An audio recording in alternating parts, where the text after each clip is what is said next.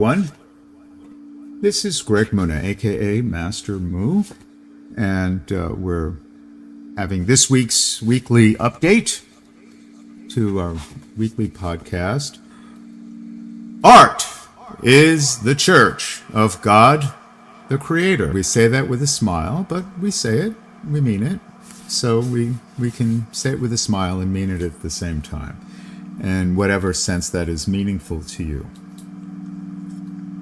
We're completely ecumenical here and completely,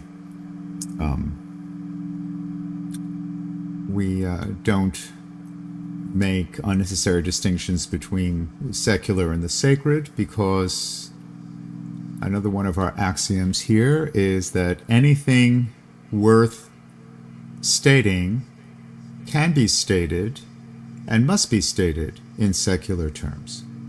So when we use sacred language, we're using that as the emphatic register. But anything that we posit as a position can be stated simply in clear secular terms. So we're trying to do that as well. Okay, so it is time for our final update in this calendar year to our ongoing live blogging reading of Octavia E. Butler's Parable of the Sower, her visionary,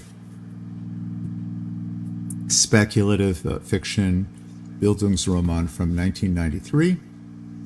And the reason we're live blogging it is because the narrative is constructed as a series of chronological journal entries for the first-person protagonist, Lauren Olamina, and they are dated now in the years 2025, and then it continues next year into 2026, where we will pick up the thread again. And today we're going to be looking at a short entry, the final entry for calendar year 2025, and from chapter 9 of this edition, which is pages 98 and 99 of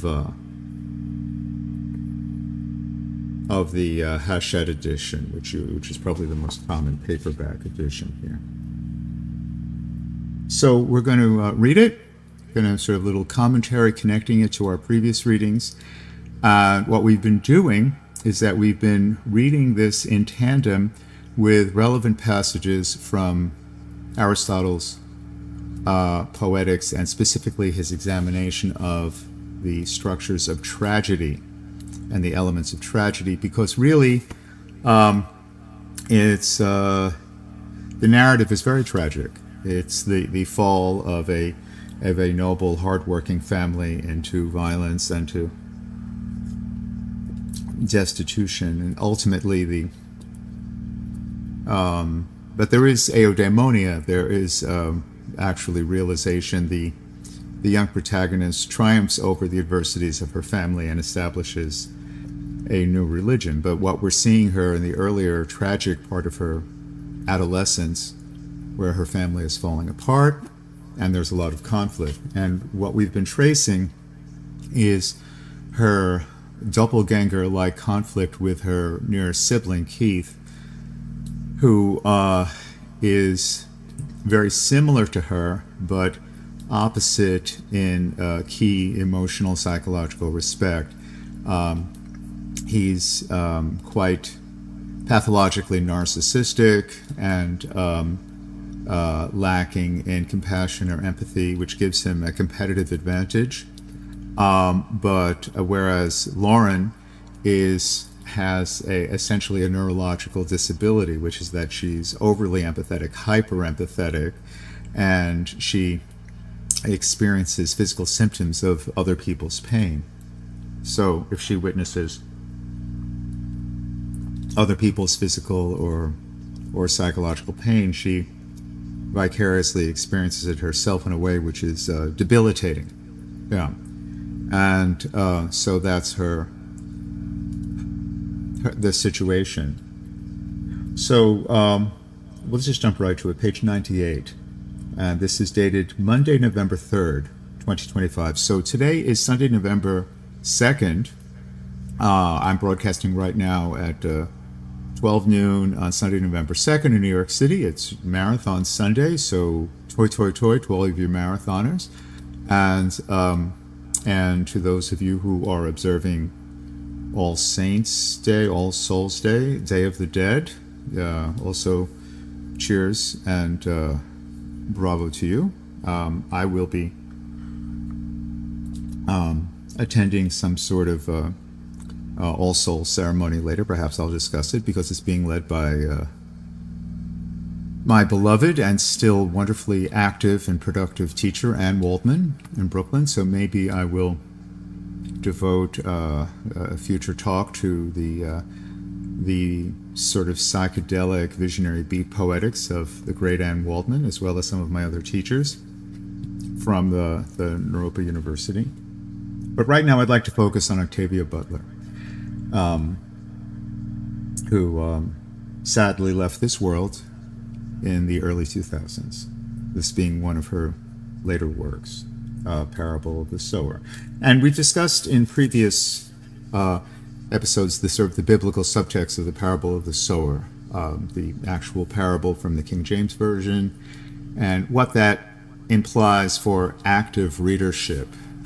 Parable as sacred allegory, allegory as metaphorical narrative, which requires active, deep interpretation, and was the parable of the sower, as we said, in the New Testament, was an example of Jesus explaining to his disciples that he could not merely give literal teaching, that he had to give metaphorical teaching in the forms of parables, because in order for the meaning to be understood, they had to be actively interpreted. They couldn't just be obeyed. That interpretation was necessary in the case of parables, and that's important. Some of the teachings, some of the sacred teachings are direct. Do this are prescriptive or proscriptive, but some of them are poetic, and parables are poetic teachings. So.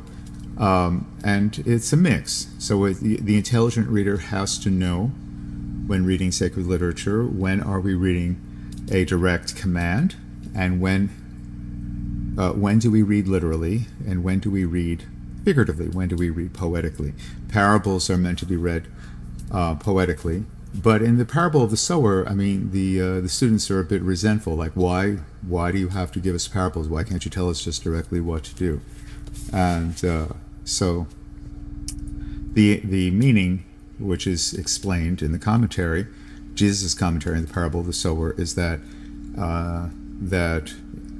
only through interpretation can deeper levels of meaning be understood. So the parable of the sower is about revealing the appropriate, the sower, the one who scatters the seeds, the teacher, getting the seeds to the proper place so that they will flourish. And that flourishing in this case is only possible through active metaphorical engagement and working with one's own sense of truth and one's own sense of interpretive analytical reading, looking at patterns and looking for unusual details and making logical inferences and connections, arriving at a tentative hypothesis, and then considering alternative points of view, and then strengthening one's position or thesis, and then defending it, and going through that entire process instead of simply saying a command and saying yes to a command. Okay, and we'll look at how this connects to some of Aristotle's ideas of plot, character, and diction. Okay. Monday, November 3rd, 2025. Keith came home tonight while Dad was visiting over at the Talcott house. I suspect that Keith hung around and watched the house and waited until Dad left. He had come home to see Corey. He brought her a lot of money done up in a fat roll. She stared at it, then took it, dazed. "So much, Keith," she whispered. "Where did you get it?" "It's for you," he said. "All for you, not him." He took her hand and closed it around the money, and she let him do it. though she had to know it must be stolen money or drug money or worse. Keith gave Bennett and Gregory big, expensive bars of milk chocolate with peanuts. He just smiled at Marcus and me, an obvious fuck you smile. Then, before Dad could come home and find him here, he left again. Corey hadn't realized that he was leaving again, and she all but screamed and clung to him. "No! You'll be killed out there! What's the matter with you? Stay home!" "Mama, I won't let him beat me again," he said. "I don't need him hitting me and telling me what to do. Pretty soon, I'll be able to make more money in a day than he can in a week, maybe in a month." "You'll be killed!" "No, I won't. I know what I'm doing." He kissed her then, with surprising ease, took her arms from around him. "I'll come back and see you," he said. "I'll bring you presents." He vanished out the back door and was gone. Okay, so that's the end of this. We don't come back to the narrative of Keith until 2026, but obviously how this relates in terms of Aristotle's categories of the agon, the conflict between the protagonist and the antagonist, and the primary protagonist obviously is Lauren herself, the first person speaking here, and but there's a triangulation of antagonist. The antagonist in this episode is her brother Keith, who mocks her and shows his superiority through his ability to get money, who is heading towards his downfall through the workings of his arete, his hubris, and his hamartia.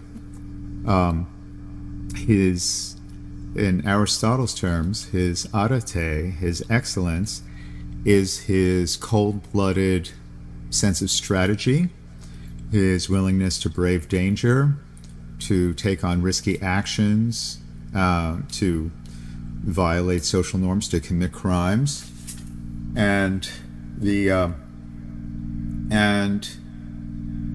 his hubris, his self-permission to do it, is that he says, "No, I know what I'm doing."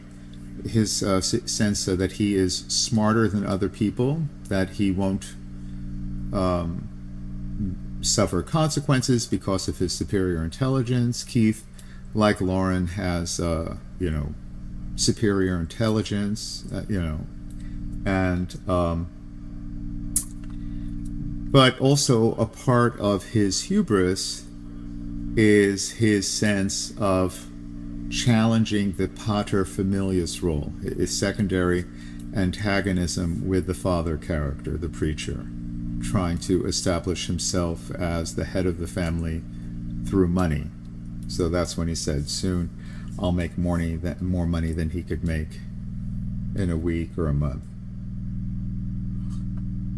And the symbolism of the stepmother, Corazon is heart, is the heart connection, and her soft-hearted love for her wayward stepson, even though she knows that he's endangering himself and he is engaging in illegal activity, that he's getting his money through crime, but that she still loves him. Whereas in the previous episode, in the previous journal entry, Lauren drew a line and said, "I hate him."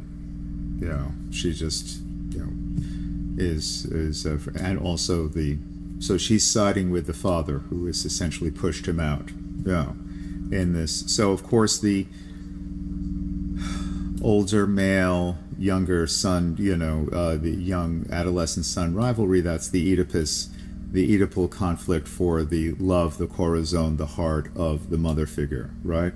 So we have an Oedipal triangle between the father, Keith, and Corazon, and we have a sort of a doppelganger sibling rivalry between between the protagonist Lauren and her current antagonist Keith. We said his arete is his excellence, his hubris is his self-permission, his sense of superiority, which leads him to his hamartia, and the hamartia would be the more classical Greek pronunciation. Well, the classical Greek pronunciation would have a more intoned hamartia, but we don't talk like that. No one even speaks like that. But in medieval Greek, hamartia. Whereas I think modern Greek speakers often say hamartia, and I don't know why, but yeah, all right. And but his hamartia, then his error are then the crimes which he commits under the influence of his hubris. Yeah. And what's very being clearly prefigured here is that this will create his situation of his nemesis or downfall, and that his nemesis will contribute to the sort of the falling action of the family into catastrophe. So there, this is the sort of, the turning point, the classic, transition from excellence, arete, to hubris based upon that, to hamartia based upon that, then to nemesis, downfall, catastrophe, and that this forms one climactic moment in a tragic arc, a climactic moment in which there is reversal and reveal. The revelation perhaps is being delayed here for dramatic purposes until the next chapter, which we'll pick up with in 2026. So this is a bit of a cliffhanger. We've had the, sort of this big reversal of Keith suddenly manifesting, seizing power as the sort of the head of the family. And we'll pick up the story next June. The next journal entry is dated Thursday, June 25th, 2026. But it's the nemesis and the catastrophe is prefigured in the language when Corazon says, "You'll be killed." He says, "No, I don't." And then it says, "Then he vanished out the back door and he was gone. I'll bring you presents." He vanished out the back door. And of course, we could perhaps understand the word presents as having a double or triple meaning. Presents as in gifts, as it's spelled, but presence as in, appearance, or, presence, personal presence, or to present, and like he's there in the present, but he will not be there in the future. He says, "And he vanished out the back door, and he was gone." What is present at this moment can vanish and be gone. Again, we're looking at the very simple uses of poetic language in Octavia Butler, because this is a Bildungsroman being narrated from the perspective of a 15 and 16-year-old young adult who's, who's not particularly literary. I mean, who is not, she's in a near future which essentially she's homeschooled. She does not have access to, like university libraries or anything like that. They're just, there are computers, but that's about it. This is an alternate universe that was written in the early 90s before the internet. So the computers that describe, the computer access that they have is sort of purely informational. It's not, there's no iPhones or Wikipedia or something, because again this was written, it was extrapolated from events on the ground around the year 1990. So what would Aristotle say? We understand how this relates to parable of the sower, or what Jesus perhaps would say in the Gospels in the New Testament, and let's see how this might relate to the development of a tragic plot in Aristotle. And the last time we talked about the unities of plot and character and the subordination of episode to theme, right? And how the episodes cannot go over that.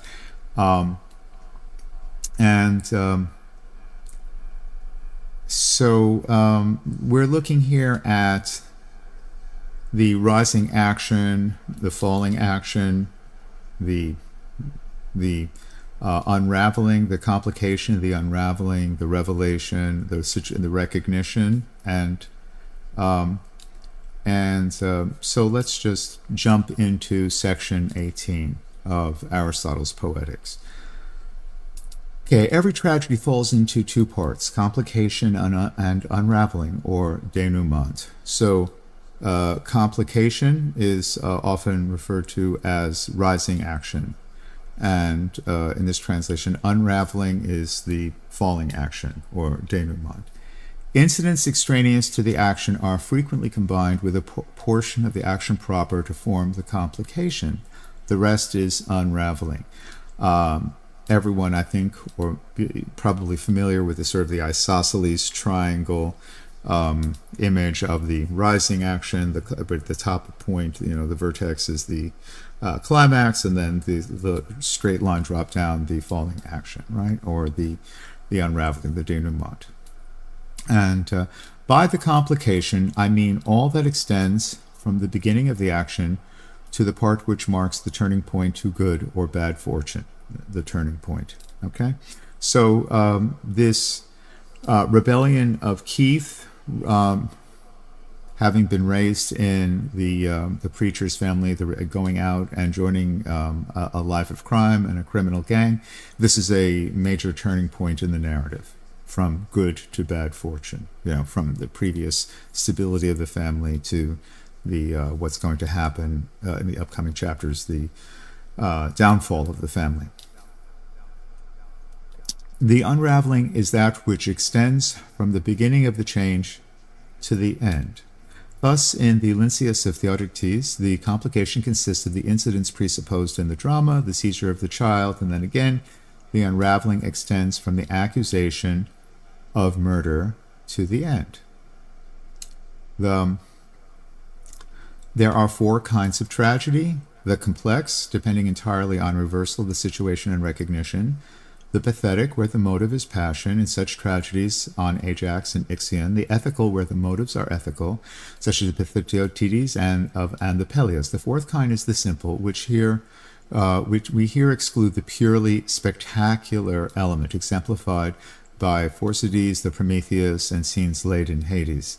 The poet should endeavor, if possible, to combine all poetic elements, or failing that, the greatest number of those most important, the more so in face of the cavilling criticism of the day. For whereas we have hitherto there have been good poets, each in his own branch, the critics now expect one man to surpass all others in the several lines of excellence. This is a review. We discussed this last time, but we want to talk about the different points. We want to be very clear about the rising action and the falling action. And so let's just sort of get through this quickly. In speaking of a tragedy as the same or different, the best test is to take the plot. Identity exists where the complication and unraveling are the same. Many poets tie the knot well, but unravel it ill. Both art should always be mastered. Again, I'm repeating this, but it bears repetition because we see it violated all the time.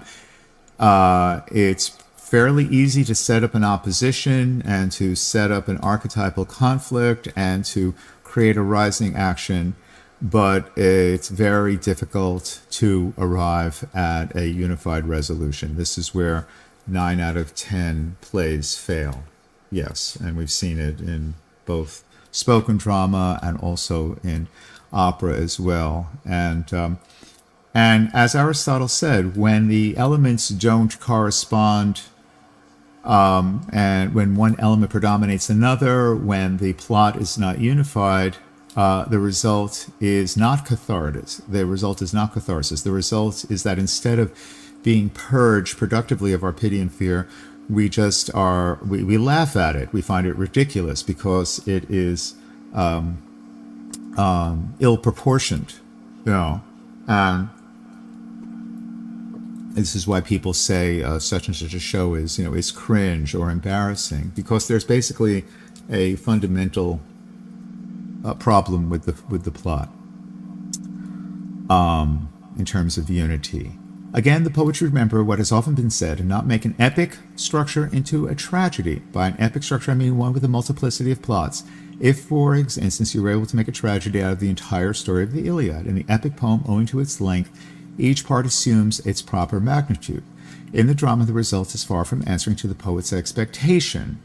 The proof is that poets who have dramatized the whole story of the fall of Troy, instead of selecting portions like Euripides, or who have taken the whole tale of Niobe and not a part of her story like Aeschylus, either fail utterly or meet with poor success on the stage.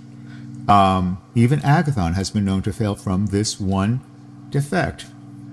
Last week we talked about the relative failure of the wonderful and very epic novel, The Amazing Adventures of Cavalier and Clay, which we were reading and analyzing in relation to its operatic representation. There it is. And the novel is epic in the sense that it has many, many subplots, and it's over a long period of time and so on, and it has many characters, and the attempt to get that all into a single evening results in a rushed jumble in which we do not feel the intensity of the emotions that we should. We do not experience actual catharsis, and since we don't, because the plot is jumbled and overcrowded, we don't have the benefit of it, and as a result, it feels overlong. Even though it's full of action, it feels overlong and unsatisfying, unfortunately. Yeah. But as Aristotle said, even the best playwrights make that mistake. You have to sort of simplify your story to its essential plot triangle in order for it to function. Yeah. All right. Even Agathon has been known to fail from this one defect. In his reversals of the situation, however, he shows a marvelous skill in the effort to hit the popular taste, to produce a tragic effect that satisfies the moral sense. This effect is produced when the clever rogue, like Sisyphus, is outwitted, or the brave villain is defeated. Such an event is probable in Agathon's sense of the word. It is probable that many things should happen contrary to possibility. And in Aristotle's day, and the same as ours, we always want to see the downfall of the bad guy, and we want to see the good guy win. And that was popular taste. As Aristotle said, this is what people want, the so-called Hollywood ending, or black hats, white hats, and so on. Or the Deus Ex Machina, the improbable plot twist at the end that saves the day. Nothing wrong with that, but in terms of popular taste, it's much more challenging in real tragedy, as Aristotle says, like in Oedipus, when there is no concession to popular taste, and where we see the sympathetic hero brought down low. It's much more disturbing. And that's why, in 432 BC, why Sophocles' Oedipus was a huge failure. And we want to hear how it is doing on Broadway right now. I haven't seen it. Have you? Please respond in the comments below and let me know how Mark Strong is doing on Broadway. It just opened this weekend. It just opened the day before yesterday, and I haven't read any reviews. And I'm waiting to hear from friends from eyewitness accounts, because I don't really trust newspaper reviews. I don't think you should either. But we're very excited that there is Sophocles' Oedipus, a contemporary adaptation of Sophocles' Oedipus, has now opened on Broadway. But it was a huge failure in its original performance during the Plague of Athens, 432 BC, or immediately after the Plague of Athens. And it has never been an audience favorite. Various great geniuses have tried to adapt it in various media, and it has never been an audience favorite, precisely for that reason. It does not correspond to popular taste, which Aristotle says here. It leaves the audience too devastated in their catharsis. Was Aristotle right? Was Aristotle wrong? I don't know. Igor Stravinsky wrote a masterpiece setting of the Oedipus Rex, and it was the biggest failure of Stravinsky's career. It was such a failure that even in his memoirs he didn't. He just included the text of the reviews in the original language in French in the footnotes, and they were not translated because it was too humiliating for him, you know. And yeah, okay. Back to Aristotle. The chorus, too, should be regarded as one of the actors. It should be an integral part of the whole, sharing the action in the manner not of Euripides, but of Sophocles. As for the later poets, their choral songs pertain as little to the subject of the piece as that of any other tragedy. They are therefore sung as mere interludes, as practice first begun as Agathon.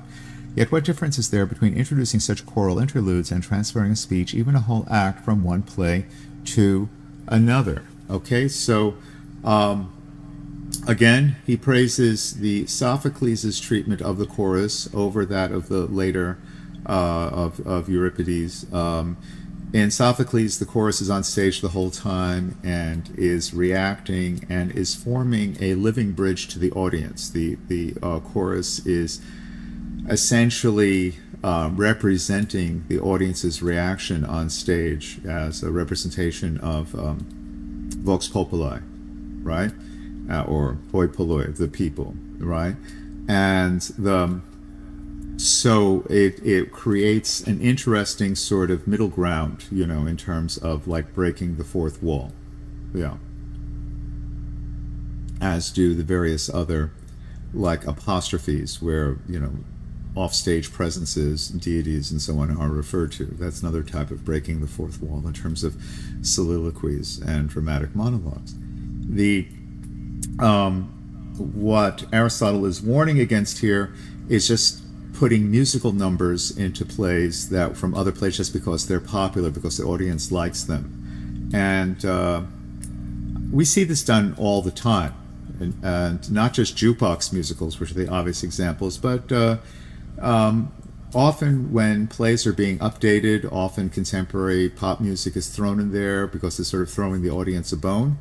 And you know, and then the audience, like, they respond to it with recognition, like they you know, dance or whatever, or you know, respond enthusiastically or laugh or clap, but it breaks the dramatic unity. And I think that was true in the 5th century BC. I think it's true today in the 21st century. Okay, and so let's get back to he gets a little bit into the nitty-gritty of diction and thought. And again, these are translations of diction of lexis and thought dianoia, sometimes translated as theme. Okay? It remains to speak of diction and thought, the other parts of tragedy having already been discussed. Concerning thought, or dianoia, we may assume what is said in the rhetoric. He's speaking of his own rhetoric. Maybe in the future we'll take a look at Aristotle's rhetoric. Maybe we'll also have time to go through the Nicomachean Ethics. That would be great. But right now we're just looking at his poetics, right? In the rhetoric, which is to which inquiry the subject more strictly belongs. Under thought is included every effect which has to be produced by speech, the subdivisions being the proof and refutation, the excitation of the feelings, such as pity, fear, anger, and the like, the suggestions of importance or its opposite. And remember that the primary feelings which have to be excited in order to provoke catharsis are pity and fear, right? And now it is evident that the dramatic incidents must be treated from the same points of view as the dramatic speeches. When the object is to evoke the sense of pity, fear, importance, or probability, the only difference is that the incidents should speak for themselves without verbal exposition, while the effects aimed at in speech should be produced by the speaker and as a result of the speech. For what were the business of the speaker if thought were revealed quite apart from what he says? This is very important. Aristotle is saying that the speech and the theme, they have got to be unified with gesture. You know, so what we see on stage and the words, they have to form one unity. All right. Next, as regards diction, one branch of the inquiry treats of modes of utterance, but this province of knowledge includes the art of delivery, and to the masters of that science, it includes, for instance, what is a command, a prayer, a statement, a threat, a question, an answer, and so forth. To know or not to know these things involves no serious censure upon the poet's art, for who can admit the fault imputed to Homer by Protagoras, that in the words, "Sing, goddess of the wrath," he gives a command under the idea that he utters a prayer. Of course, "Sing, goddess of the wrath," those are the famous opening lines of the Iliad, "Sing, goddess of the wrath of Achilles," right? So we don't need any kind of explication of that, right? For to tell someone to do a thing or not to do it, he says, is a command. We may therefore pass over this as an inquiry into things that belong to another art, not to poetry. When Homer says, "Sing, goddess of the wrath," it's both a prayer, he's praying to the muse, and he's also giving an order. He's ordering the goddess or the muse to come forth, right? Back to the text. Language in general includes the following parts: letter, syllable, connecting word, noun, verb, inflection or case, sentence or phrase. And some of this is specific to the classical Greek language, but most of this corresponds to modern languages, so let's just bear with it. It's a slightly technical bit of linguistics, but it's actually very truthful and valuable. So a letter is an indivisible sound, yet not every such sound, but the only one which can form a part of a group of sounds. I think in modern language, modern terms, we would call this a phoneme. You know, I think, okay? For even brutes utter indivisible sounds, none of which I call a letter. The sound, I mean, may be either a vowel, a semivowel, or a mute. A vowel is that without the impact of tongue or lip as an audible sound. A semivowel, all right, so I, O, right, you know, the sort of the 5 open vowel sounds. A semivowel, that which with such impact has an audible sound as, all right, well, the semivowels in modern English would be perhaps the rear, the H sound, you know, where the mouth is open, but there's the fricative sound of the air in the back of the throat, like the H, or the H, as in hot or house, you know. Another semivowel sound in contemporary English would be the frontal moving the sort of, you know, the lips, like as in white, wow, you know, the mouth is open, but there's a obstruction from the movement of the lips, you know, and then there's a kind of a lateral semivowel pushing the tongue down to create the yeah sound, you know, where there is the mouth is opening up, the sort of that yawning, but whether there is a flexion of the tongue going down to produce the yeah, as in yes, you know, you, and so on. Those would be contemporary examples of semivowels in our Germanic English and language. A mute, with that which impact itself has no sound, but joined to a vowel, becomes audible.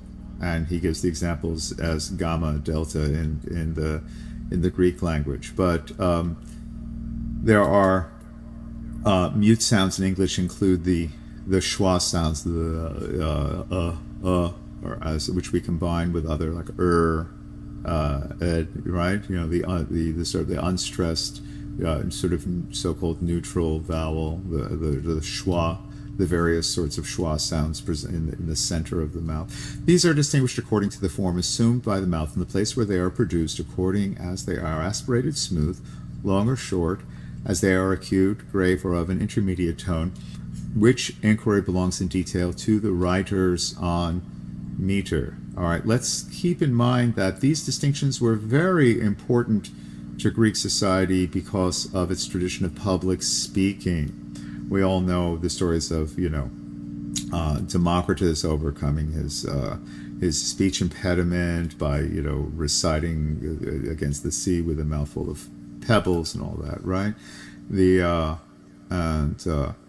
Okay, a connecting word. So, in other words, being very clear about the production of every vowel sound and semi-vowel sound and where they're located in the mouth is the essence of making a loud quality of projection, which was necessary in open-air theater and amphitheater performance, and also which was necessary for public speaking in the political arena. So we understand that theatrical speech and political speech were part of a unity in the classical Greek mind. It was speaking in public to the largest possible listening audience, to thousands of people, that one person could speak to an entire stadium of 20,000 people at a time without amplification, or with very, very minor enhancement, megaphone type things. Okay. A syllable is according to Aristotle, a syllable is a non-significant sound composed of a mute and vowel. Or gr without a is a syllable, as is also with a, gra. But the investigation of these differences belongs also to metrical science. A connecting word is a non-significant sound which neither causes nor hinders the union of many sounds into one significant sound. It may be placed either at the end or the middle of a sentence. So in English, these are conjunctions, and therefore, however, right? Or a non-significant sound which out of several sounds, each of them significant, is capable of forming one significant sound, such as alpha mu theta iota, p epsilon rho ida, and the like. Or a non-significant sound which marks the beginning and or division of a sentence, such, however, cannot correctly stand by itself at the beginning of a sentence, such as mu epsilon nu, eta tau omicron iota, delta epsilon. As you know, I use the mu sort of cipher as a sort of a personal logo here. I mean, you see it right here on the screen. So, and again, we say that with a smile, mu being the first syllable of my surname, Muna, but also mu, musica, music, and also we understand the sense of mu as nothingness or void in the sense of the Zen masters, right? Okay, a noun is a composite significant sound, not marking time, which no part is in itself significant. For in double or compound words, we do not employ the separate parts as if each were in itself significant. Thus in Theodorus, God-given, and then here's the Greek script, delta, omega, rho, omicron, nu, or gift, is not in itself significant. So we're just spelling these Greek words out. A verb is a composite significant sound marking time in which, as in the noun, no part is in itself significant. For man or white does not express the idea of when, but he walks or he has walked does connote time, present or past. Okay, so again, the verb tense that we use indicates not a position in time and a process through time. Yeah. Are we using a simple present, a simple past, the past progressive, are we using a past perfect, and so on, past progressive, all of those things. Inflection belongs both to noun and verb and expresses either the relation of, to, or the like, or that number, whether one, many, as man or men, or the modes or tones in actual delivery, a question or command. Did he go and go are verbal inflections of this kind, and obviously so are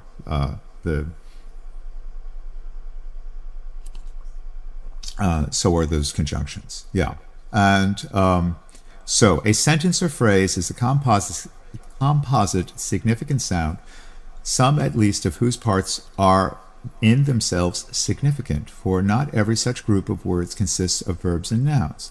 The definition of man, for example. But it may dispense even with the verb. still it will always have some significant part, as in walking, or Cleon, son of Cleon. A sentence or phrase may form a unity in two ways, either as signifying one thing or as consisting of several parts linked together. Thus the Iliad is, by the linking together of parts, the definition of man by the unity of the things signified. In modern linguistics, we simply say that a complete thought is the subject and predicate. So I think this is simply Aristotle paraphrasing about what we think of as subject and predicate, and one example of subject and predicate being noun and verb. Okay? So continuing with Aristotle's sort of linguistic and semantic and a little bit of a syntactic analysis here, we're now in section 21. Words are of two kinds, simple and double. By simple, I mean those composed of non-significant elements such as gamma, eta. By double or compound, those composed either of significant and non-significant elements, though within the whole word no element is significant, or of elements that are both significant. A word may likewise be triple, quadruple, or multiple in form, like so many Massilian expressions. For example, Hermo Kaiko Xanthus, who prayed for Father Zeus. That's a composite name, right? Every word is either current or strange, or metaphorical, or ornamental, or newly coined, or lengthened, or contracted, or altered. Those are his subdivisions here. Keep in mind, once again, that Aristotle's Poetics are his lecture notes for his adult students, so he's just giving subdivisions and then going through them. By a current or proper word, I mean the one which is in general use among people. By a strange word, in other words, the dictionary, the standard term. By a strange word, one which is used in another country, what we would call a foreign word. Plainly, therefore, the same word may be at once strange and current, but not in relation to the same people. The word, and then spelled sigma, iota, gamma, upsilon, nu, omicron, nu, which means lance, is to the Cyprians a current term, but to us a strange one. All right. Metaphor is the application of an alien name by transference, either from genus to species, or from species to genus, or from species to species, or by analogy that is proportion. Thus, from genus to species, as there lies my ship, for lying at anchor is a species of lying. From species to genus, as verily 10,000 noble deeds hath Odysseus wrought, for 10,000 is a species of large number, here used for large number generally. Thousands and thousands, 10,000s, myriad, right? Like for these generic large numbers. From species to species, as with blade of bronze drew away the life and cleft the water with the vessel of unyielding bronze. So these are all Homeric citations, right here, and then the spelling here, alpha rho upsilon rho alpha iota, to draw away is used for tau alpha mu epsilon iota nu, to cleave, and tau alpha mu epsilon iota nu, again for alpha rho upsilon alpha iota, each being a species taking away. Analogy or proportion is when the second term to the first as the fourth or the third. We may then use the fourth for the second or the second for the fourth. Sometimes, too, we qualify the metaphor by adding the term to which the proper word is relative. Thus, the cup is to Dionysus as the shield is to Ares. So that's a metaphorical Dionysus is always seen with his cup, and Ares is always seen with his shield. They are like sort of visual analogs. They're emblems associated with those deities. The cup may therefore be called the shield of Dionysus, or the cup of Ares, all right, because they have a similar function. He's talking about like logical parallelism. Or again, as old age is to life, so is evening to day. Evening may therefore be called the old age of the day, and old age the evening of life.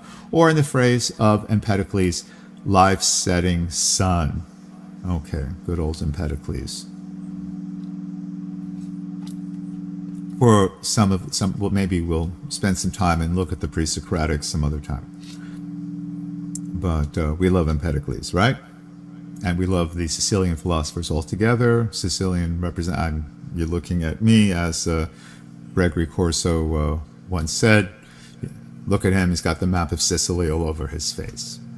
All right, you could say that perhaps right now, if you're looking at my face.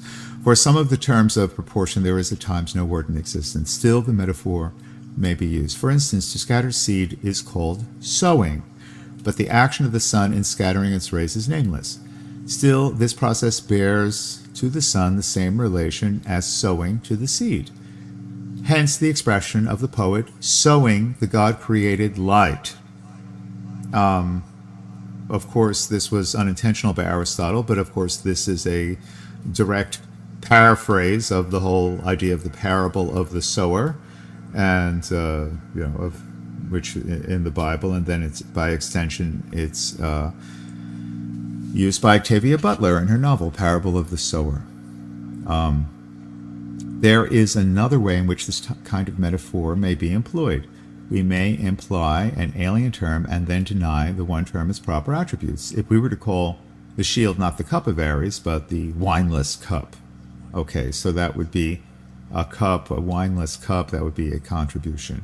There would be examples of ornamental words here, but we don't have the extant text of ornament. Remember that the poetics is either incomplete or perhaps Aristotle never got around to annotating every subdivision. So we don't have examples of ornamental words here, just as we don't have further analyses of comedy, but I dispute the idea that Aristotle would have devoted a whole separate volume to comedy, because he says very clearly that comedy represents a lower level, that we're not likely to experience the most productive type of catharsis through comedy. That the catharsis that we experience through comedy, the hysterical belly laugh, is valuable, but not as valuable as the tragic weeping of the tragedy. A newly coined word is one which has never been in local use, but is adopted by the poet himself. Such words there appear to be, and here are examples: epsilon, rho, nu, epsilon, gamma, epsilon, sigma. Sprouters for kappa, epsilon, rho, alpha, tau, alpha. Horns, and alpha, rho, eta, tau, eta, rho. Supplicator for iota, epsilon, rho, epsilon, upsilon, sigma. Priest, supplicator for priest. Newly coined words, and this is, of course, in earlier societies without standard dictionaries, this is something that poets had to do all the time. Keep in mind in English that the first standard English dictionary, Johnson's dictionary, was 1776, and in addition to being the year of the U.S. Revolution, and then after that, of course, later came Webster's and so on. But prior to the 1770s, there were no standard spellings. So, I mean, what did Shakespeare do? He invented the most logical words he could based upon the whatever sort of Latin and Greek that he had picked up in a schoolroom situation. Yeah. Sometimes he plays with Germanic roots to create funny compounds. Also, Shakespeare likes to mix Greek and Latin and create hybrid words like that as well.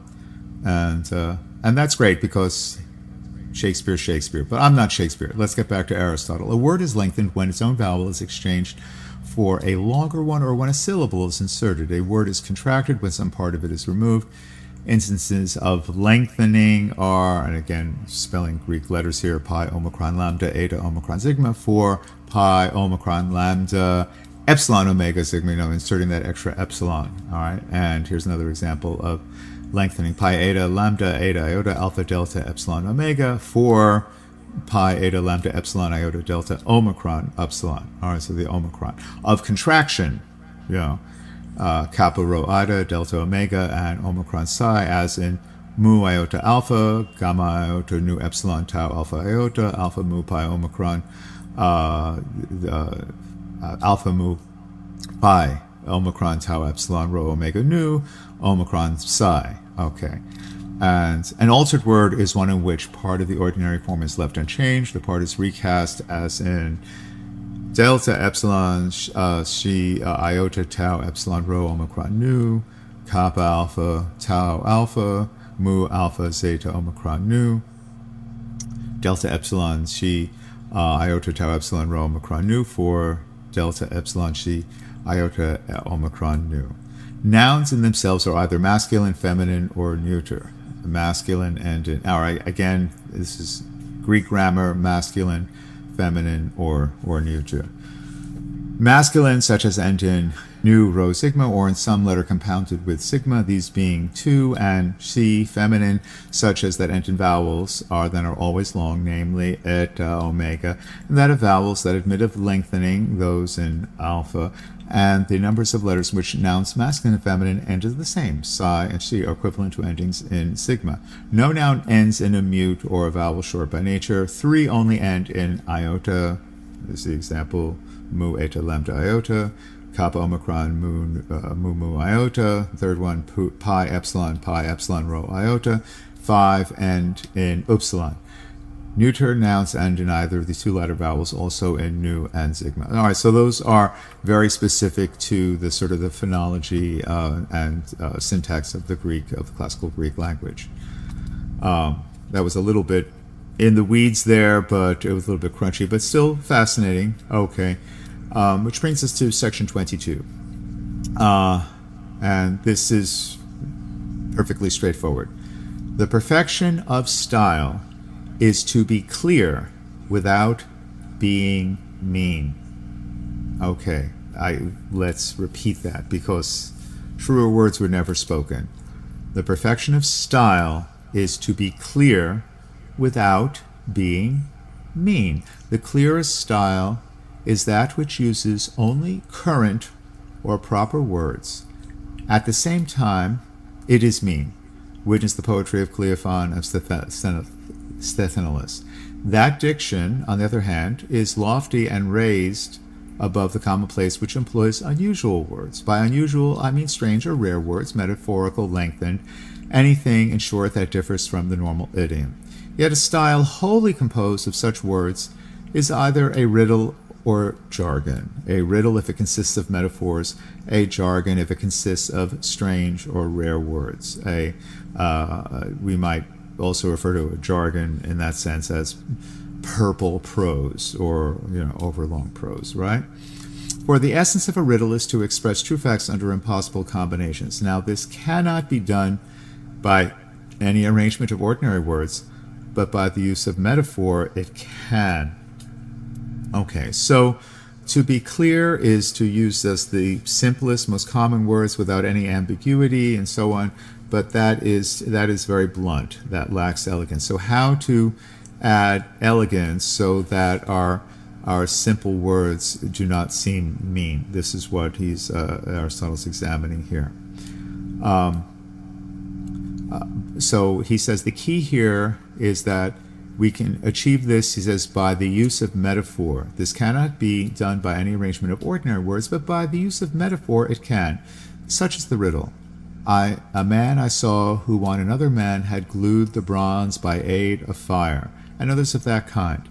A diction that is made up of strange or rare terms is jargon. A certain infusion, therefore, of these elements is necessary to style. For the strange or rare word, the metaphorical, the ornamental, and other kinds here mentioned will raise it above the commonplace and mean, while the use of proper words will make it perspicuous. But nothing contributes more to produce a clearness of diction that is remote from commonness than the lengthening, contraction, and alteration of words. For by deviating in exceptional cases from the normal idiom, the language will gain distinction, while at the same time the partial conformity with language will give perspicuity. The critics, therefore, are in error who censure these licenses of speech and hold the author up to ridicule. Thus, Eucleides the elder declared that it would be easy a matter of the poet if you might lengthen a syllables at will. He caricatured the practice in the very form of his diction, as in the verse, and this is spelled epsilon pi iota chi alpha rho eta nu, epsilon iota delta omicron nu, mu alpha rho alpha theta omega nu alpha delta epsilon, beta alpha delta iota zeta omicron nu tau alpha. Or Here's another little quick verse spelled out in Greek letters: Omicron, Upsilon, Kappa, line break, Alpha, Nu, Gamma, Epsilon, Rho, Alpha, Mu, Epsilon, Nu, Omicron, Sigma, Tau, Omicron, Nu, Epsilon, Kappa, Epsilon, Iota, Nu, Omicron, Upsilon, Epsilon, Lambda, Lambda, Epsilon, Beta, Omicron, Rho, Omicron, Nu. To employ such license at all unobtrusively is no doubt grotesque, but if you do this obtrusively, but in any mode of poetic diction, there must be moderation. Even metaphors, strange or rare words, or any similar forms of speech would produce the like effect if used without propriety and without the express purpose of being ludicrous. How great a difference is made by the appropriate use of lengthening, as seen in epic poetry by the insertion of ordinary forms in the verse. So again, if we take a strange or rare word, a metaphor, or any similar mode of expression and replace it with the current or proper term, the truth of our observation will be manifest. For example, Aeschylus and Euripides each compose the same iambic line. Of course, we all know iambic, ba-bum, ba-bum, ba-bum, short, long, short, long. But the alteration of a single word by Euripides, who employed a rarer term instead of the ordinary one, makes one verse appear beautiful and the other trivial. Aeschylus, in his Philoctetes, says, Pi alpha, gamma epsilon, delta alpha iota, nu alpha, delta, eta, mu epsilon upsilon, sigma alpha rho kappa, alpha sigma, epsilon rho theta, iota, epsilon iota, pi omicron, delta, omicron, sigma. Euripides substitutes theta, omicron, iota, nu alpha, tau alpha iota. Feasts for epsilon, sigma, theta, iota, epsilon iota, feeds on. So from feasts on to feeds on. Again in the line, nu epsilon, delta epsilon, mu, epsilon omega nu, omicron lambda iota, gamma upsilon, sigma, tau epsilon, kappa alpha iota, omicron upsilon tau iota, delta alpha nu omicron sigma, kappa alpha iota, alpha epsilon iota, kappa eta sigma. The difference will be felt if we substitute common words. Nu epsilon nu, delta epsilon, mu, epsilon omega nu, mu, iota, kappa rho omicron sigma, tau epsilon, kappa alpha iota, alpha rho theta, epsilon nu iota, kappa omicron sigma, kappa alpha iota, alpha epsilon iota, delta gamma sigma. Or if for the line, delta iota pi rho omicron nu, alpha epsilon iota kappa epsilon lambda iota omicron nu, kappa alpha tau alpha theta epsilon iota sigma, omicron lambda iota gamma eta nu, tau epsilon, tau rho alpha pi epsilon iota sigma, omicron lambda iota gamma eta nu, tau epsilon, tau rho alpha pi epsilon zeta alpha nu. We read,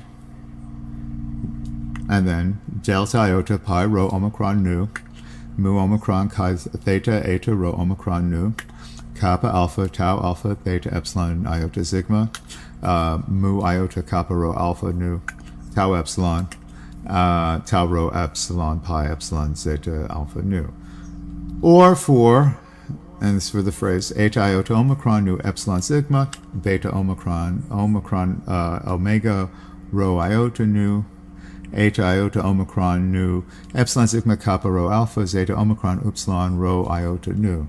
Again, Aristotle ridiculed the tragedians for using phrases which no one would employ in ordinary speech. For example, delta omicron mu alpha tau omega nu, alpha pi omicron, instead of alpha pi omicron delta omega mu alpha tau omega nu, rho epsilon theta epsilon nu, epsilon gamma omega, delta epsilon nu iota nu, alpha chi iota lambda lambda, epsilon omega sigma, pi epsilon rho iota, instead of the more common pi epsilon rho iota, alpha chi iota lambda lambda epsilon omega sigma, and the like. It is precisely because such phrases are not part of the current idiom that they give distinction to the style. This, however, he failed to see. It is a great matter to observe propriety in these several modes of expression, and also in compound words, strange or rare words, and so forth. But the greatest, I think, by far, is to have a command of metaphor. Okay, again, this bears repetition. The greatest thing by far is to have a command of metaphor. This alone cannot be imparted by another. It is the mark of genius. For to make good metaphors implies an eye for resemblances. Okay, this is the absolute essence of the poetic gift, an eye for resemblances. This resembles that, and by that we can make metaphors, and we can make good metaphors, we can make poetic metaphors, we can make metaphorical narratives, we can make allegorical narratives, we can make parables, right, such as the parable of the sower.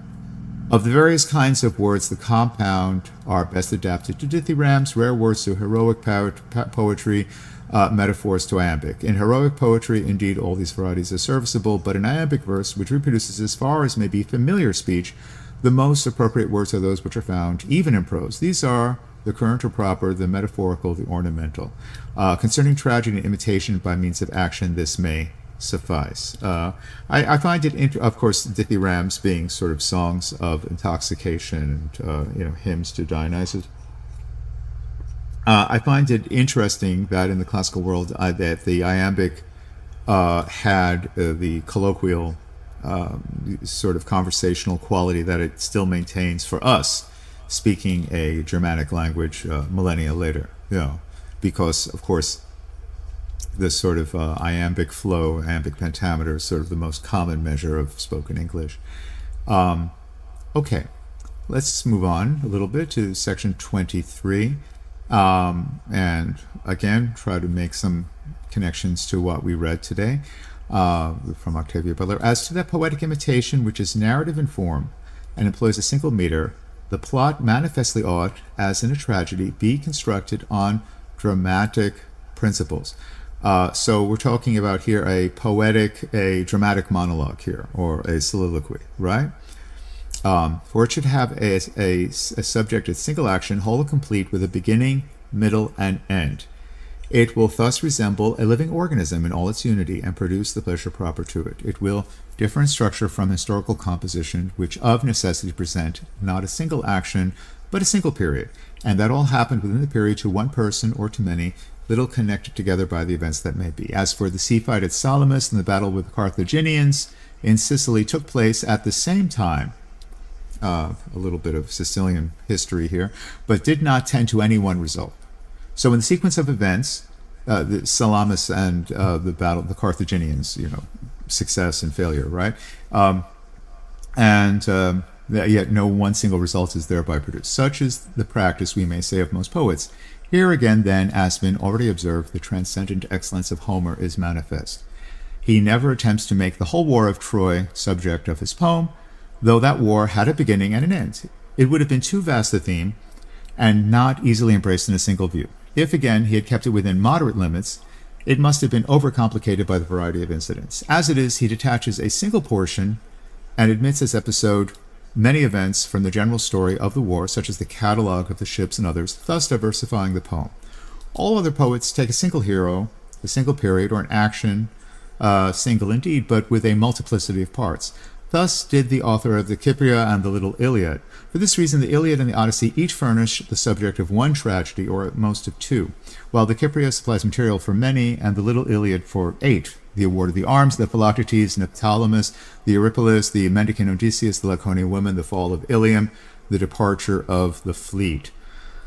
I think we're going to draw the line here today. I think we bit off a lot. This was a lot of sort of deep diving into Greek phonetics and language, and that might be a bit to digest. So let's jump back towards the end of Aristotle next time with section 24.